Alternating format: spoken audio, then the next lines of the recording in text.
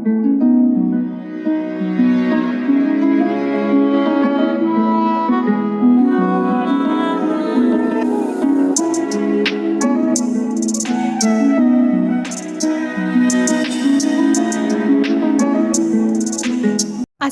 আলাইকুম, আমি মিতু। বাংলাদেশি ব্লগার মিতু চ্যানেলের আরও একটি নতুন ভিডিও দেখার জন্য আপনাদের সবাইকে আমন্ত্রণ জানাচ্ছি।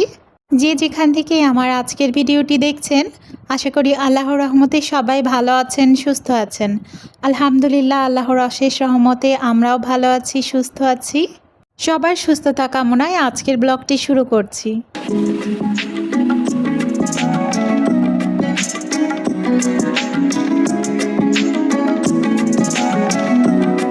আর ভিডিওর শুরুতেই দেখতে পেয়েছেন আমি গাছে পানি দিয়েছি, এরপর আমার বারান্দার মাছগুলোকে খাবার দিয়েছি।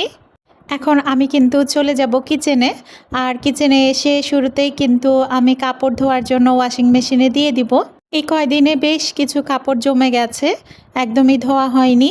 তো ভাবলাম সকাল সকাল কাপড়গুলো ওয়াশিং মেশিনে দিয়ে দিলে ধোয়া হয়ে যাবে, আর রোদ থাকতে থাকতে কাপড়গুলো শুকিয়েও যাবে। রমজান মাসটা আমার কাছে খুবই বেশি ভালো লাগে। এই যে সকালবেলা আরাম করে ঘুম থেকে উঠছি, কাজকর্ম তেমন একটা নেই। সকালবেলাটা একটু আরামে বিরামে কাজ শুরু করতে পারছি, এটা কিন্তু আমার কাছে খুবই ভালো লাগে। রমজান মাসটায় বেশ সুন্দর একটা সময় কাটে, তবে সুন্দর সময়গুলো কিন্তু খুব তাড়াতাড়ি শেষ হয়ে যায়।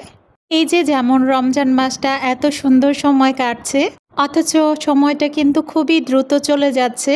রমজান মাসের রোজাগুলো খুব দ্রুত কেটে যাচ্ছে। এক কথায় কিন্তু রোজার মাসটা তাড়াতাড়ি চলে যাচ্ছে। আমার কাছে মনে হচ্ছে এই তো সেদিন রোজা শুরু হলো, আর দেখতে দেখতে কতগুলো রোজা চলে গেল। তো আমি কিন্তু যখন সাহারির সময় উঠি তখন কিন্তু মাংস বের করে রাখি। তো মুরগিটা বের করতে আমি একদমই ভুলে গিয়েছিলাম সাহারির সময়, এই জন্য কিন্তু এখনই মুরগিটা ভিজিয়ে দিচ্ছি। সাহারির সময় যখন আমি মাংস অথবা মুরগি বের করে রাখি তখন কিন্তু পানি দিয়ে ভিজাই না, শুধুমাত্র বের করে রাখি। এতে কিন্তু সকালবেলা ঘুম থেকে উঠে দেখি বরফ গলে যায়। আর এই তো আমি এখন চলে এসেছি আমার বেসিন এরিয়ায়। বেসিনের এই সোপ ডিসপেন্সারটায় একদমই হ্যান্ড ওয়াশ শেষ হয়ে গিয়েছিল, তো সেটাও কিন্তু আমি এখন রিফিল করে নিব। আর হ্যান্ড ওয়াশ রিফিল করতে করতে আপনাদের কাছে একটা লাইক চেয়ে নিচ্ছি। একটা লাইক দিয়ে আমার ভিডিওটি স্কিপ না করে সম্পূর্ণ ভিডিওটি দেখে নেবেন। আশা করি বরাবরের মতো আজকের ভিডিওটাও ভালো লাগবে। আর ভিডিওটি যদি ভালো লেগে যায় আর আপনি যদি এই টাইপের ভিডিওগুলো আরও দেখতে চান পছন্দ করে, তাহলে কিন্তু আমার চ্যানেলে সাবস্ক্রাইব করে থেকে যেতে পারেন।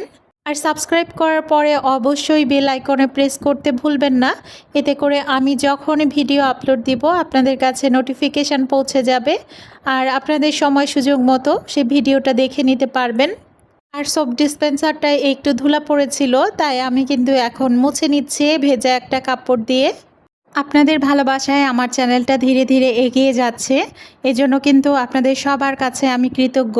আমি কিন্তু কখনো ভাবতেও পারিনি আমার ভিডিওগুলো আপনারা এত ভালোবেসে দেখবেন। আর সাবস্ক্রাইবারের সংখ্যাও কিন্তু মোটামুটি এগিয়ে যাচ্ছে দিনে দিনে।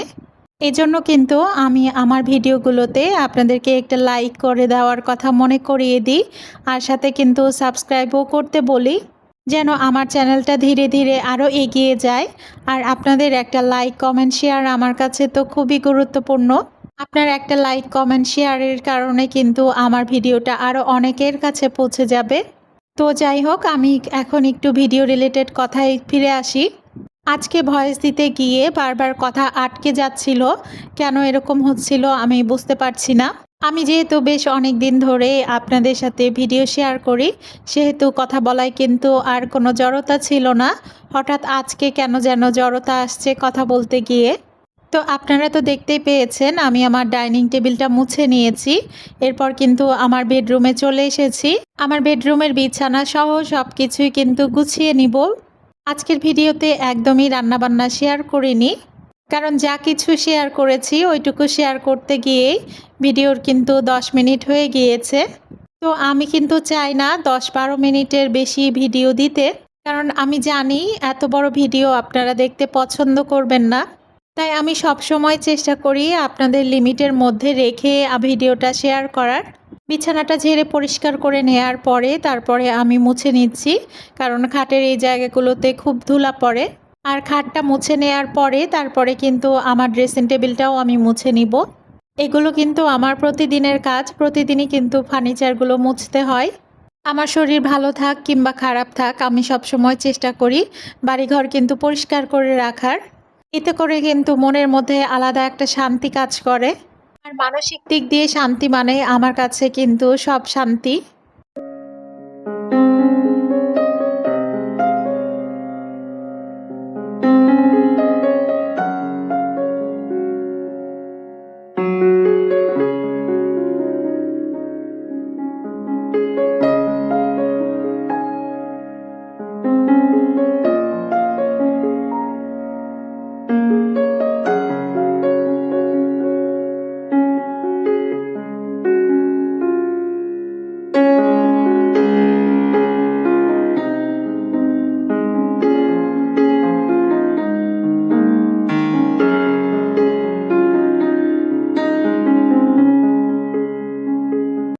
আমার বিছানার পাশে যে ছোট্ট টেবিলটা রাখা আছে, ওই টেবিলটাও কিন্তু এখন ঝেড়ে পরিষ্কার করে নিব।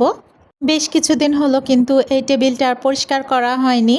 আর ঝেড়ে পরিষ্কার করে নেয়ার পরে আমি কিন্তু আবারও আগের মতো গুছিয়ে রেখে দিচ্ছি সব কিছু। আর এখন কিন্তু আমি আমার টিভি ক্যাবিনেটের উপরে যে জিনিসগুলো রাখা আছে, ওগুলো কিন্তু মুছে পরিষ্কার করে নিব। এই জায়গাটা আমার বেলকনির দরজার সাথে হওয়ায় মনে হয় এই জায়গাটায় আরও বেশি পরিমাণে ধুলা পড়ে। আমি একদিক দিয়ে মুছে পরিষ্কার করে যাই আর আরেক দিক দিয়ে ধুলা এসে আবারও ভর্তি হয়ে যায়। বাসার এই ধুলা পরিষ্কার করতে করতে আমি যেন হিমশিম খেয়ে যাই মাঝে মাঝে। আর বেডরুম পরিষ্কার পরিচ্ছন্ন করে তারপরে কিন্তু আমি আবারও কিচেনে চলে এসেছি। আমি যে জারটায় সাবুদানা রাখি, ওই জারে কিন্তু সাবুদানা শেষ হয়ে গেছে। আমি কিন্তু এখন ওটাই রিফিল করে নিব। এমনি সময়ে আমি কিন্তু রিফিলের কাজগুলো রাতেই সেরে রাখি। তো রোজা আসার পরে সন্ধ্যার পরে কিন্তু আর কোনো কাজই করতে ইচ্ছে করে না। ইফতারের পরে শুধু আরাম করতে মন চায়। তবে একজন গৃহিণীর তো আর আরাম করলে হবে না, আরও অন্যান্য কাজ তো আছে। ওই কাজগুলোই কিন্তু আমি করি, তাই রিফিলের কাজগুলো এখন দিনের বেলায় করি। সকালের দিকে যেহেতু কাজের চাপটা একটু কম থাকে, সেহেতু সকালের দিকটাই আমি রিফিলের কাজগুলো এখন করি।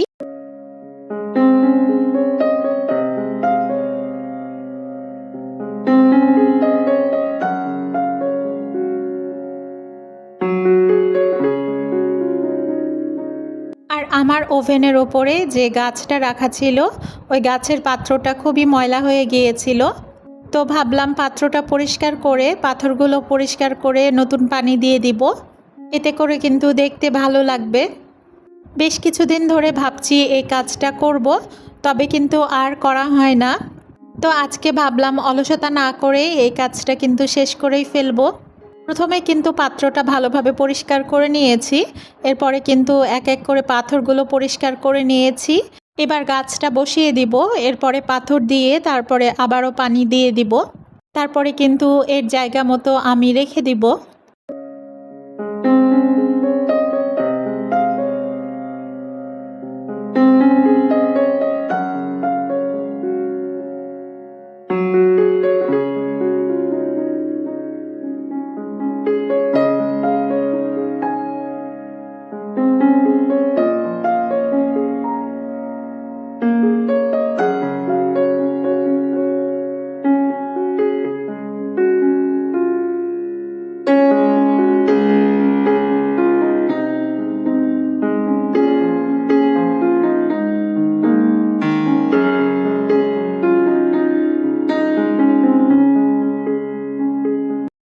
আর এখন কিন্তু আমি আমার ড্রয়িং রুমে চলে এসেছি।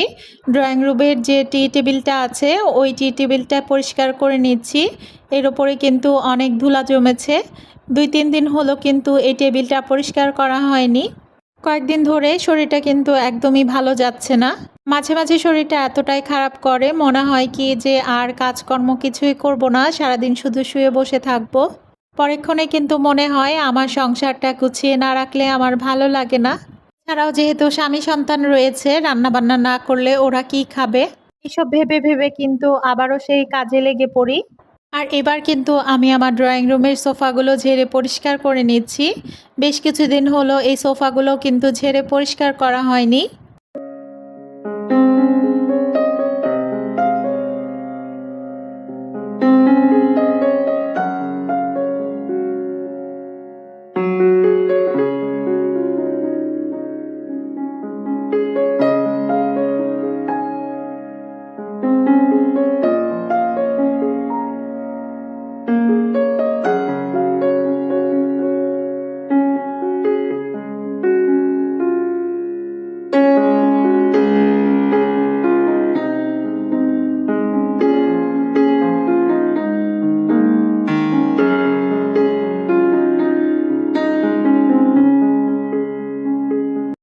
কাজ করতে করতে ভিডিওর একদমই শেষ পর্যায়ে চলে এসেছি। আরও একবার লাইক, কমেন্ট, শেয়ার এবং সাবস্ক্রাইব করার অনুরোধ জানিয়ে এখান থেকে বিদায় নিয়ে নিচ্ছি।